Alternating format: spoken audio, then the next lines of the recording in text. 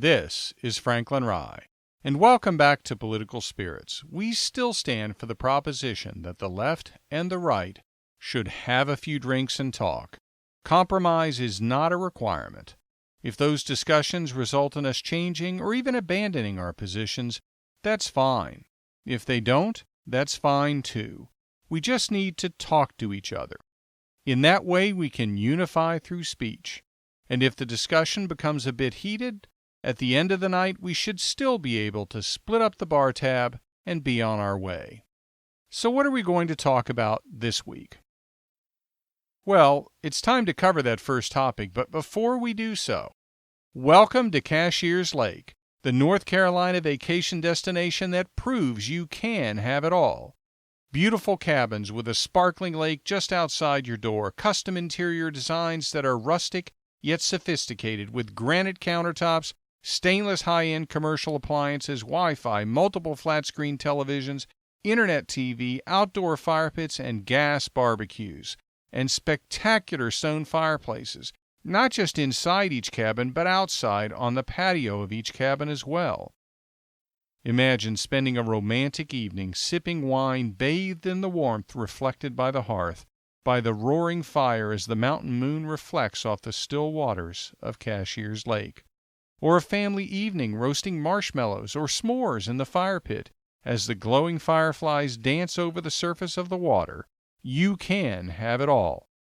Imagine a cabin nestled in the trees, so serene and seemingly remote that you'll know you've left behind all the stresses and hassles of everyday life, but so close to town that you can actually take just a short walk to enjoy a family or romantic dinner at a nice restaurant, or a few beers with your friends at a bar and grill.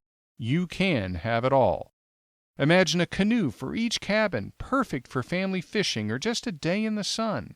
Just picture that fish leaping clear of the water and the cries of excitement from your son or daughter as they reel it in. You want a craft with a little more power?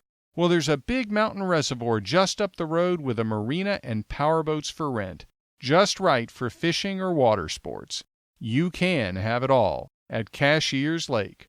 Just visit cashierslakenorthcarolina.com for photos, more details, and to book your unforgettable stay in the spectacular mountains of North Carolina at Cashiers Lake.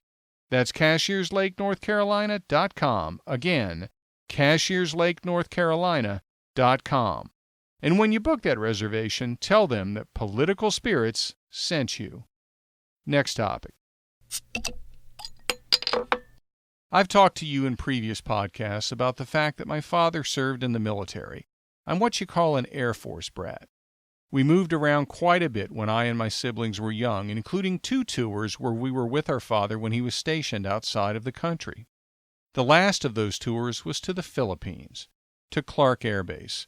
I still remember as a small child looking up at that beautiful volcano, Mount Pinatubo, never once thinking that it might erupt. Long after we left, it did erupt, and it buried Clark Air Base in ash and ended America's negotiations with the Philippines for an extension of the lease on the base. The reason Dad was sent to the Philippines was so that he could deploy from there on temporary duty assignments to Vietnam. And as we prepare to recognize Memorial Day and the untold numbers of Americans who've given their lives in service to and defense of our country, I'm reminded of the story of one of my father's best friends who was sent to Vietnam just a few months before Dad was. Major Charles P. Claxton, Charlie, was a pilot at Kinchlow Air Force Base in the wilds of the Upper Peninsula of Michigan. My father wasn't a pilot, but his job, serving at that same base, was about as linked to that of a pilot as you could ever be without actually flying the plane. He was an air traffic controller, and he and Charlie were very close friends. The Upper Peninsula of Michigan is separated from the lower by the Straits of Mackinac, which flow under the Mackinac Bridge connecting Lake Huron and Lake Michigan. It's rugged territory, especially in winter, which is seemingly endless, and sometimes boasts gale-force winds. The Upper Peninsula has also been the site of some spectacular flying by extremely talented aviators, and in one case, an aviator who took it a bit too far. When I was a kid, I always loved crossing the Mackinac Bridge. It was so tall that when you would approach it, The span seemed to climb vertically. At 7 miles long, to a kid it seemed endless, and to a kid it seemed extremely high as well. But it never seemed high enough to allow what U.S. Air Force Captain John Lapo did on April 28, 1959. On that date, Lapo flew a 6-engine strategic jet bomber, a B-47, under the bridge. Obviously, the stunt was not authorized, and in the end, Lapo was grounded for the rest of his career. But he was not alone in his level of skill and bravery. It was his foolishness that got him in trouble. But this story of skill and bravery doesn't take place in the rugged wilderness or open pastures of a remote American peninsula ringed by the Great Lakes. It takes place in the incredibly remote and almost indescribably rugged mountains of North Vietnam, on a mission the details of which were designated top secret, and where extreme flying skill and bravery was in constant demand. My father was an air traffic controller in South Vietnam during the peak of the Vietnam War. At the time, the levels of air operations at some of those facilities were so intense that they rivaled some of the busiest commercial airports in the world. Charlie Claxton was a Blackbird pilot in Vietnam just before my father arrived. Not the Blackbird that you may be thinking of.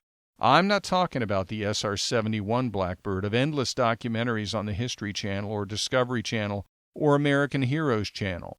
The SR-71 Blackbird that's the holder of an almost endless string of speed and altitude records and is the darling of every YouTube channel devoted to military aviation. No, I'm talking about the MC-130E Combat Talon, an unarmed cargo aircraft loaded with electronic warfare devices, terrain-following radar, and painted with a dark green paint intended to reduce the radar signature of the aircraft, which may be the earliest instance of any military exploring the concept of radar-evading stealth technology. It was also equipped with a Fulton recovery system, which was so dramatically depicted in the movie The Dark Knight, and which can be used by the C-130 flying at speed to retrieve individuals from the ground, while they're tethered to a cable suspended below a balloon.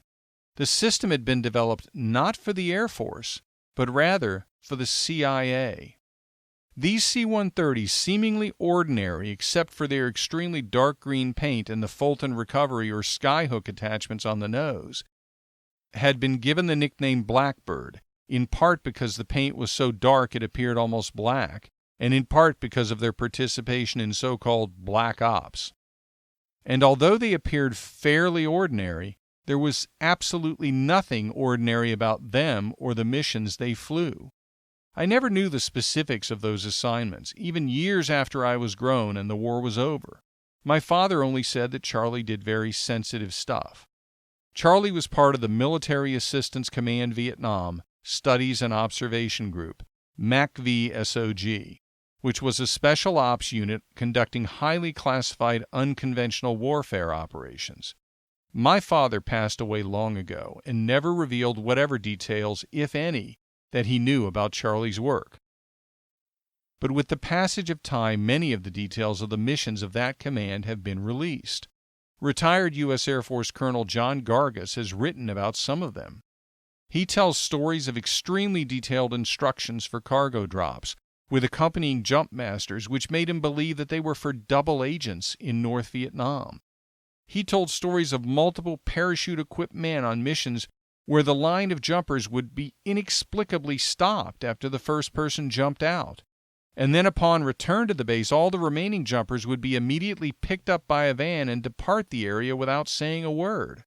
Why? Were the extra men to give a particular impression of the mission at the base from which they departed? Was the first man aware that the others behind him would not be joining him? These were not ordinary missions. There were 4 MC-130E aircraft stationed at Nha Trang Air Base in South Vietnam. Charles Claxton was part of Colonel John Gargis's crew, S-05, and Gargis had been reviewing the plans for the mission to take place on December 29, 1967. But after working up their plans for the flight, he learned that it would be flown by the crew S-01 rather than his crew S-05. Fatefully, Charlie Claxton, was moved to the S-01 crew for the mission because he had missed a prior one while assigned to duty not involving flying. In other words, for Charlie Claxton, this fateful mission was a make-up flight. So where exactly did these Blackbirds fly on December 29? They flew into North Vietnam, deep into North Vietnam. They were to fly low, assisted by terrain-following radar for much of the mission, execute a dangerous climb to over 30,000 feet within radar view, then conduct the remainder of the mission in North Vietnam at low altitude before crossing into Laos and returning at high altitude outside of Vietnam. They were unarmed. The only weapons on board, unless the cargo being delivered was weapons, were the .38 caliber sidearms carried by the crew. These were cargo planes flying low and slow, incredibly low in fact, assisted by terrain-following radar which was advanced at the time, but obviously nothing like what's available now. Gargis tells the story of a few months before the mission when one of the crews in a Blackbird flew across Haiphong Harbor at night at such low altitudes that to execute a turn they had to first climb a few feet to avoid dropping the wing into the water on the turn. When they returned, they had flown so low and for so long over the harbor that the entire underside of the plane was white with salt. These were some of the best pilots and crew that the Air Force had to offer. So where were they going on December 29, 1967? Into the mountainous extreme northwest of Vietnam, Lai Chau province, almost to China. Their first mission, dropping millions of psychological operations leaflets from high altitude for maximum disbursement. That risked exposure to one of the most, perhaps the most extensive air defense systems in the world. But the hope was that by dropping them from over 30,000 feet, some of them would actually reach Hanoi. They would have to gain as much speed as they could down low, then push the lumbering cargo plane into an aggressive climb to altitude as fast as possible, then dump the seemingly endless stream of leaflets and execute an emergency descent to low altitude at breakneck speed. As I talk about the tremendous risks taken and the bravery exhibited by the crews of the Blackbirds, I should mention what Colonel Gargis explains they were doing just 3 days before their departure on the fateful mission. They were celebrating Christmas at the cathedral in Nha Trang with the Boy and Girl Scouts and their parents. The crews included very experienced airmen, many of them family men, Charlie Claxton included.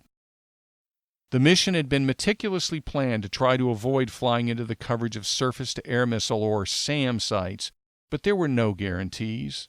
The SAM sites were a terrifying threat to any plane, but were especially so to a slow-moving cargo plane. But keep in mind that these planes were equipped with electronic warfare officers operating systems designed to confuse missiles and incoming interceptors. So even in the event of SAM launches, they still had some tricks up their sleeves. With each turn on the mission charted out in advance, the crew would transmit a 2-letter signal that Colonel Gargis would be listening for back at the base. Just a 2-letter burst. Such a short interruption of the mission's silence, so short that the enemy would not be able to home in on the location. Gargis explains that a radio operator at an unidentified location had been set up transmitting 1-letter Morse code bursts on a regular basis. When a 2-letter burst was heard, that was the signal from the crew that a turn or cargo drop on the mission had occurred. That was the way it was supposed to work. And for much of the mission, it did. Colonel Gargis sat listening and receiving confirmation that the mission was proceeding as planned. With each turn confirmed, he was able to determine that the leaflet drop had been successful. If the plane had been attacked when it climbed to altitude, the crew would have sent out a notice. They didn't. The leaflet drop, the most dangerous part of the mission, was successful. Now what? The crew was to execute the rapid descent to low altitude and fly on to their second drop. A notional drop of bundles. 2 bundles. What's that? A notional drop is a decoy drop. It's a resupply drop to someone that doesn't exist. A collection of materials put together to represent supplying an infiltrator, an operative, a turncoat, someone on the ground in North Vietnam working with America. But the person actually isn't there. It was designed to fool the North Vietnamese into believing that he was. It was designed to fool the North Vietnamese into believing that he was there, and then expend resources investigating and trying to track him down. Resources that would otherwise be available to fight our troops and supply the North Vietnamese forces. It was classic disinformation. And it was to occur at low altitude, west of the Black River. Take a look online at the terrain along the Black River. It isn't perfectly vertical, but it's about as close as you can get without having a sheer cliff. So it was a great relief when the two-letter signal came, indicating the turn over the Black River had been completed. Now the crew had to be heading south at low altitude, prepping to make the drop of the 2 bundles of disinformation, hoping it would have the intended effect, hoping the North Vietnamese would expend significant resources chasing down phantoms on the ground, not F-4 phantoms in the air. Colonel Gargis sat and waited and waited and waited some more. But that simple 2-letter signal, that next signal, never came.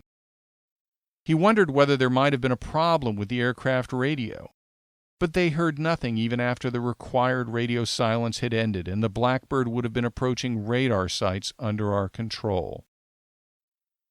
The Blackbird, the MC-130E, with aircrew S-01, including Charlie Claxton, never returned.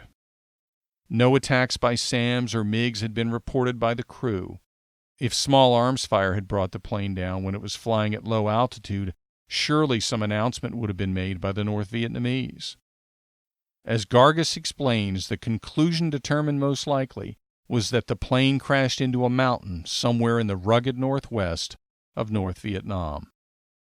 Perhaps some of the crew had survived, but none of the POWs that returned at the end of the war were from the crew. And when the POWs that did return were interviewed, none of them recognized the names of the crew of the Blackbird. Finally, in 1991, villagers who heard that the U.S. was searching for the remains of its aircrews and was offering rewards reported a crash site. In 1992, nearly 25 years after the crash, U.S. teams examined the site. It's about 100 feet below the top of a mountain. And notwithstanding the large size of a C-130, the crash site was measured by the team as only 105 feet by 72 feet. The conclusion was that the plane impacted the mountainside from a nearly perpendicular position. Destruction and death would have been instantaneous. Analysis of human remains collected went on for years. Eventually, it was determined that all 11 members of the crew had been accounted for. On October 27, 2000, the U.S. Air Force announced that the remains of all 11 crew members had been identified and were being returned to their families for burial. That funeral was conducted at Arlington National Cemetery on November 15, 2000, for now Colonel Charles P. Claxton and his 10 fellow crew members. My father passed away without learning the details of Charlie's death, but we have the information provided by the Air Force, and we have the account now written by Colonel Gargis that he has turned into a book entitled Combat Talons in Vietnam, Recovering a Covert Special Ops Crew. It's available on Amazon. I gathered the information for this podcast from a shorter post by Colonel Gargis on POWnetwork.org, identified as a bio of Charles P. Claxton, but I will be buying the book to get all of the details, and I encourage you to do so as well. See also taskforceomega.org, listing Claxton, Charles Peter, for additional information I went to for this podcast. And like so many others, we also have the tracing paper of Charlie's name, one of over 58,000 names from just one conflict, that stand as a stark reminder of the fragility of life, the debt that we owe our brave men and women in uniform, and of the largely unheralded courage of 11 men hurtling through the dark, hugging the treacherous terrain, deep inside enemy territory, and then lost in the night, just 4 days after Christmas, some 51 years ago. Thank you, James R. Williams, Gene P. Clapper, Eugene J. Darcy, Wayne A. Eckley, Donald E. Fisher, Edwin N. Osborne, Frank G. Parker, Gerald G. Van Buren, Gordon J. Wanas, Jack J. McCrary, and Charles P. Claxton. Thank you for your service and your sacrifice.